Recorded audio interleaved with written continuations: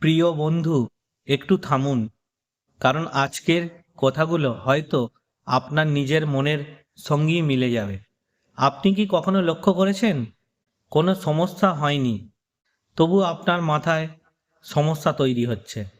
কেউ একটা কথা একটু অন্যভাবে বলল, আপনি ভাবতে শুরু করলেন, সে কি আমার ওপর রাগ করেছে? একটা কাজ এখনো হয়নি, মস্তিষ্ক বলল, যদি খারাপ কিছু হয়ে যায়। রাতে ঘুমাতে গেলেন, কিন্তু দিনের একটা ছোট ঘটনা বারবার মনে পড়তে লাগলো। আর তখন আপনার মনে একটা প্রশ্ন আসতেই পারে, আমার মস্তিষ্ক সবসময় এত খারাপ কিছু কেন ভাবছে? আপনি কি দুর্বল? আপনি কি বেশি নেতিবাচক মানুষ? নাকি আপনার মস্তিষ্কই আপনার বিরুদ্ধে কাজ করছে? আজকের ভিডিওর শেষ পর্যন্ত থাকুন, কারণ শেষের দিকে আমি আপনাকে এমন একটি সহজ পদ্ধতি বলবো, যেটা আপনার চিন্তাকে জোর করে বন্ধ করবে না, বরং চিন্তাকে অন্যভাবে দেখতে সাহায্য করবে। প্রথমত, আপনার মস্তিষ্ক আসলে আপনাকে ভয় দেখাতে চায় না। প্রথমেই একটা গুরুত্বপূর্ণ বিষয় বুঝে নিন, আপনার মস্তিষ্কের প্রধান কাজ সবসময় আপনাকে সুখী রাখা নয়। এর একটা বড় কাজ হলো আপনাকে নিরাপদ রাখা। তাই আপনার মস্তিষ্ক স্বাভাবিকভাবেই বিপদ, ভুল, ঝুঁকি এবং নেতিবাচক সম্ভাবনার দিকে নজর দেয়। ধরুন, আপনি একটা অন্ধকার রাস্তায় হাঁটছেন, দূরে কিছু একটা নড়ল। আপনার মস্তিষ্ক প্রথমে কি ভাববে? হয়তো কিছুই নয়, নাকি সাবধান, কিছু হতে পারে। বেশিরভাগ সময় মস্তিষ্ক দ্বিতীয় সম্ভাবনাকে গুরুত্ব দেয়, কারণ বিপদ সত্যি হলে সতর্ক হওয়া দরকার। কিন্তু সমস্যা তৈরি হয় তখনই, যখন বাস্তব বিপদ না থাকলেও মস্তিষ্ক একইভাবে বিপদের সংকেত দিতে থাকে। দ্বিতীয়ত, অতীতের অভিজ্ঞতা বর্তমানে চিন্তাকে প্রভাবিত করে। আপনার মস্তিষ্ক অনেক কিছু মনে রাখে। কেউ আপনাকে অপমান করেছিল, কেউ আপনার বিশ্বাস ভেঙেছিল, কোনো কাজে আপনি ব্যর্থ হয়েছিলেন, কোনো সম্পর্ক আপনাকে কষ্ট দিয়েছিল। এই ঘটনাগুলো আপনার মনের মধ্যে একটা শিক্ষা তৈরি করতে পারে, আবার যেন এমন না হয়। তাই ভবিষ্যতে একই ধরনের পরিস্থিতি দেখলে মস্তিষ্ক আগেই সতর্ক হয়ে যায়। একজন মানুষ আপনাকে একবার বিশ্বাসঘাতকতা করেছিল, পরের বার কেউ আপনার কাছাকাছি এলে আপনি হয়তো ভাবতে পারেন, এবারেও কি একই ঘটনা ঘটবে? অর্থাৎ বর্তমানের মানুষটি হয়তো কিছুই করেনি, কিন্তু আপনার মস্তিষ্ক অতীতের অভিজ্ঞতা ব্যবহার করে ভবিষ্যৎ সম্পর্কে একটা আশঙ্কা তৈরি করছে। এখানেই একটা গুরুত্বপূর্ণ পার্থক্য আছে। চিন্তা মানেই সত্য নয়। আপনার মাথায় কোনো কথা এসেছে বলেই সেটা সত্যি হয়ে যায় না। তৃতীয়ত, ছোট ঘটনাকে মস্তিষ্ক বড় করে তুলতে পারে। একটা ছোট ঘটনা ধরুন, আপনি কাউকে ফোন করলেন, সে ফোন ধরল না। বাস্তবতা কি? সে হয়তো ব্যস্ত, ফোন সাইলেন্ট থাকতে পারে, ব্যাটারি শেষ হয়ে যেতে পারে। কিন্তু আপনার মস্তিষ্ক যদি নেতিবাচক চিন্তার দিকে চলে যায়, তাহলে কি হতে পারে?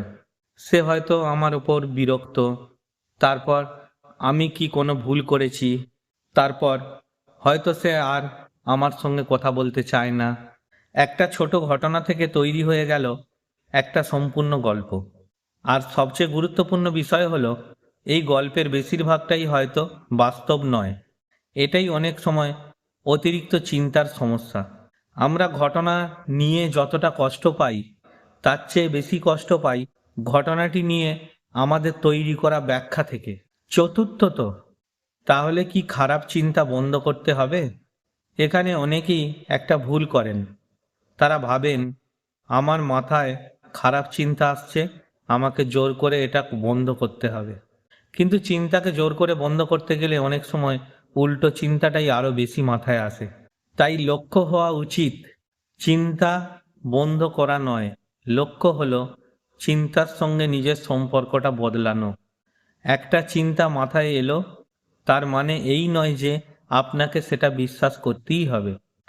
আপনি নিজের মনে বলতে পারেন, এটা একটা চিন্তা, এটা এখনো সত্যি নয়। এই ছোট পার্থক্যটাই অনেক গুরুত্বপূর্ণ। পঞ্চমত, চিন্তা আর বাস্তবতার মধ্যে পার্থক্য করুন। এবার একটা সহজ পদ্ধতি বলি। যখনই আপনার মাথায় কোনো নেতিবাচক চিন্তা আসে, নিজেকে 3টি প্রশ্ন করুন। প্রথম প্রশ্ন, আমি কি নিশ্চিত যে এটা সত্যি? দ্বিতীয় প্রশ্ন, এর পক্ষে আমার কাছে কি প্রমাণ আছে? তৃতীয় প্রশ্ন, এর অন্য কোনো স্বাভাবিক ব্যাখ্যা কি হতে পারে? ধরুন, আমার বন্ধু আমার মেসেজের উত্তর দিচ্ছে না। নিশ্চয়ই সে আমার উপর রাগ করেছে। এখন থামুন, নিজেকে জিজ্ঞেস করুন, আমি কি নিশ্চিত? না, প্রমাণ কি? হয়তো কোনো প্রমাণই নেই। অন্য ব্যাখ্যা, হয়তো সে কাজে ব্যস্ত, হয়তো ফোন হাতে নেই, হয়তো সে পরে উত্তর দেবে। দেখলেন, ঘটনাটা একই আছে, কিন্তু আপনার চিন্তার ধরন বদলে গেল। ষষ্ঠত, সব খারাপ চিন্তা খারাপ নয়। আর একটা বিষয় খুব গুরুত্বপূর্ণ, সব নেতিবাচক চিন্তা আপনার শত্রু নয়। কখনো কখনো উদ্বেগ আপনাকে প্রস্তুত হতে সাহায্য করতে পারে। পরীক্ষা আছে বলে আপনি পড়াশোনা করছেন, ইন্টারভিউ আছে বলে আপনি প্রস্তুতি নিচ্ছেন, কোনো গুরুত্বপূর্ণ কাজ আছে বলে আপনি পরিকল্পনা করছেন।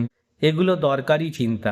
সমস্যা তখনই হয় যখন চিন্তা আপনাকে প্রস্তুত করার বদলে আপনাকে আটকে দেয়।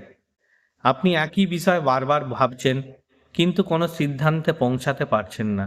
তখন নিজেকে প্রশ্ন করুন, আমি কি সমস্যার সমাধান করছি, নাকি শুধু সমস্যাটা নিয়ে ঘুরে ঘুরে ভাবছি? এই প্রশ্নটা অনেক কিছু পরিষ্কার করতে পারে। সপ্তমত, আপনার মস্তিষ্কে নতুনভাবে প্রশিক্ষণ দেয়া সম্ভব। আপনার মস্তিষ্কের চিন্তার ধরন একদিনে বদলাবে না। আপনি যদি বছরের পর বছর সব কিছুর খারাপ দিক আগে ভাবেন, তাহলে একদিনেই সেটা পুরোপুরি বদলে যাবে এমন আশা করা ঠিক নয়। কিন্তু আপনি প্রতিদিন একটু একটু করে নিজের চিন্তাকে পর্যবেক্ষণ করতে পারেন। আজ একটা নেতিবাচক চিন্তা এলো, আপনি সেটা ধরলেন, নিজেকে প্রশ্ন করলেন, এটা কি সত্যি, নাকি আমার মস্তিষ্কের একটা সম্ভাবনা? আগামীকাল আবার একই কাজ করলেন। ধীরে ধীরে আপনি বুঝতে শুরু করবেন, আপনি আপনার প্রতিটি চিন্তা নন। আপনি সেই মানুষ যে নিজের চিন্তাকে দেখতে পারে। অষ্টমত, আজ থেকেই একটা ছোট অভ্যাস শুরু করুন। আজ রাতে ঘুমানোর আগে মাত্র 2 মিনিট সময় নিন। দিনের মধ্যে আপনার মাথায় আসা একটি নেতিবাচক চিন্তা লিখুন, এর পক্ষে প্রমাণ কি? তারপর লিখুন, এর অন্য কোনো ব্যাখ্যা কি হতে পারে? সবশেষে লিখুন, এই পরিস্থিতিতে আমার নিয়ন্ত্রণে আসলে কি আছে? দেখবেন, ধীরে ধীরে আপনার মস্তিষ্ক সমস্যা নিয়ে ঘুরতে থাকার পরিবর্তে সমাধানের দিকে যেতে শুরু করবে। প্রিয় বন্ধু, এই পরিস্থিতিতে আমার নিয়ন্ত্রণে আসলে কি আছে? দেখবেন, ধীরে ধীরে আপনার মস্তিষ্ক সমস্যা নিয়ে ঘুরতে থাকার পরিবর্তে সমাধানের দিকে যেতে শুরু করবে। প্রিয় বন্ধু, আপনার মাথায় খারাপ চিন্তা আসে বলে আপনি খারাপ মানুষ নন, আপনি দুর্বল নন।